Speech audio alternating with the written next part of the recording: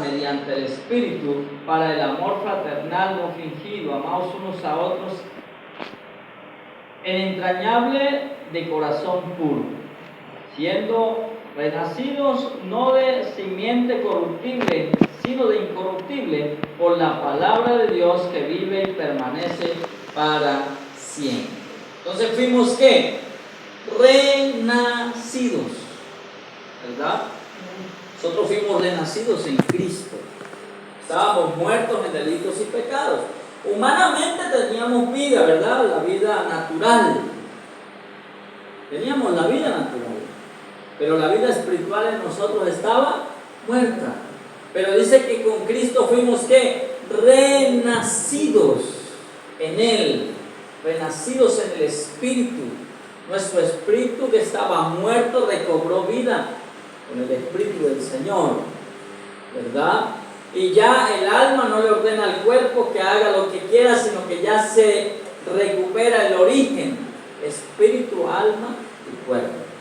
El espíritu le ordena al alma, el alma al cuerpo, y hay una expresión de vida en Cristo.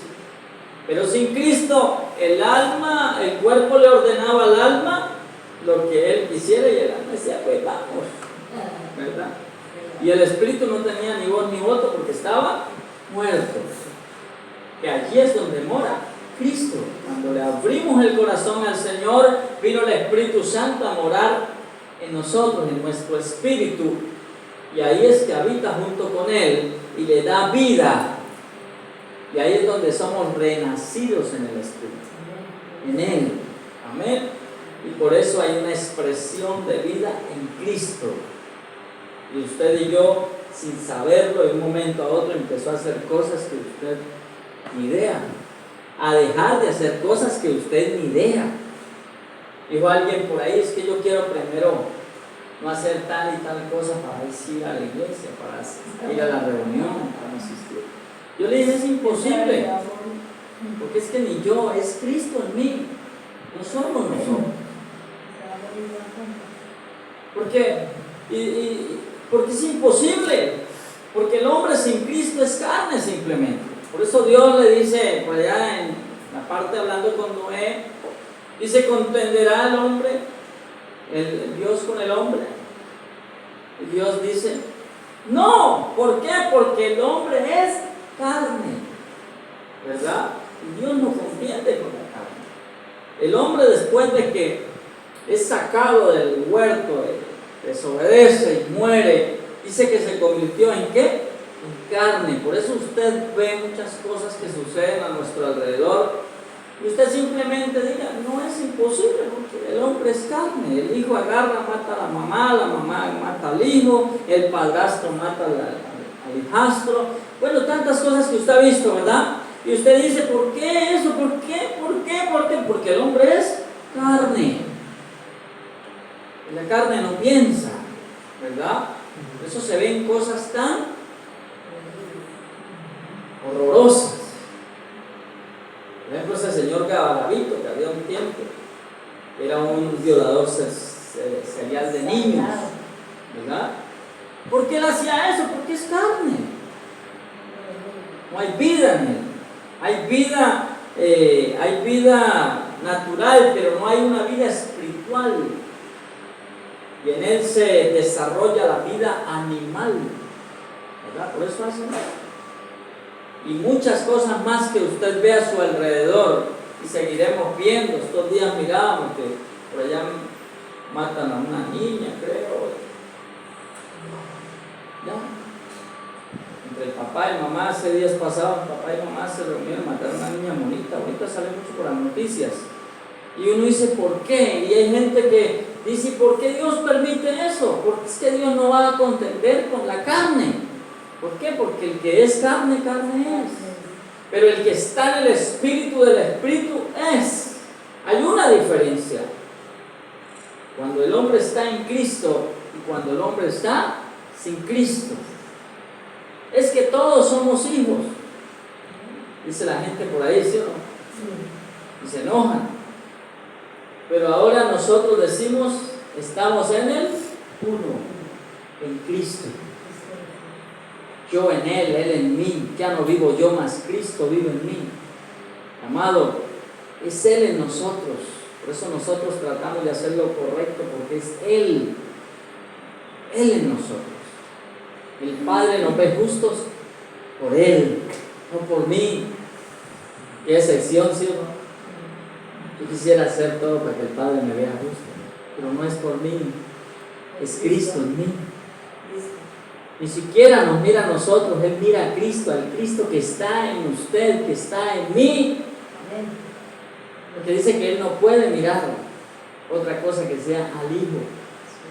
Por cuantos todos pecaron están destituidos. Hubo una provisión, una propiciación, hubo algo que se hizo. Cristo vino, lo hizo. Y ahora el Padre dice, Él es mi Hijo amado en quien tengo complacencia. El mayor entre muchos primogénitos, dice la palabra. Entonces nos ve aptos, nos ve agradables, porque estamos en Él, en el uno, en Cristo. Y no es una doctrina, aunque pudieran decir por ahí, no, es que es uno, es pentecostal uno, no. Estamos en el uno, en Cristo. En Cristo, mis amados. Amén.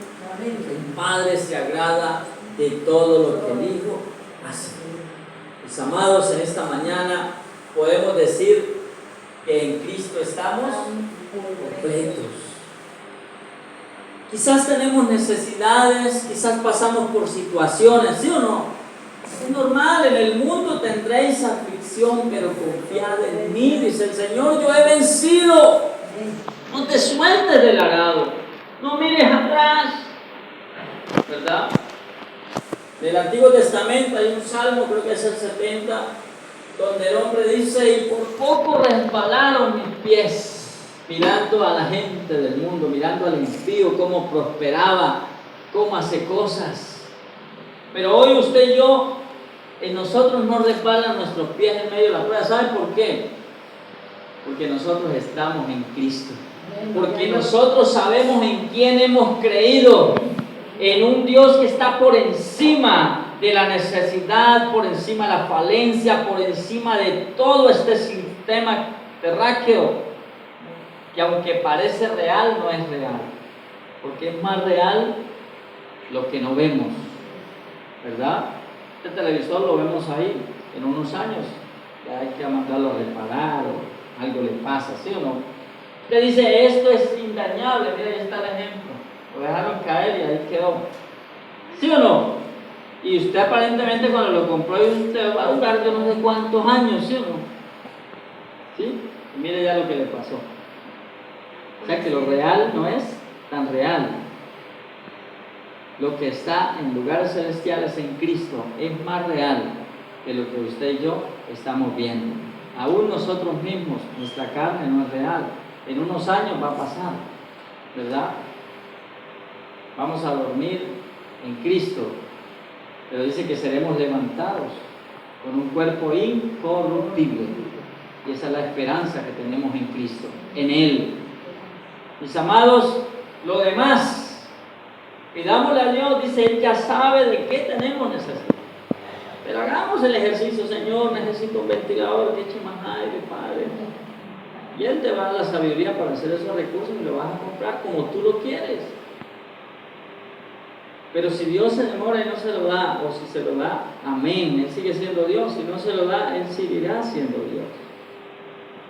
No seamos como los chinos chiquitos, si no le damos las cosas que quieren, forman la pataleta, ¿sí o no? No hagamos eso con Dios.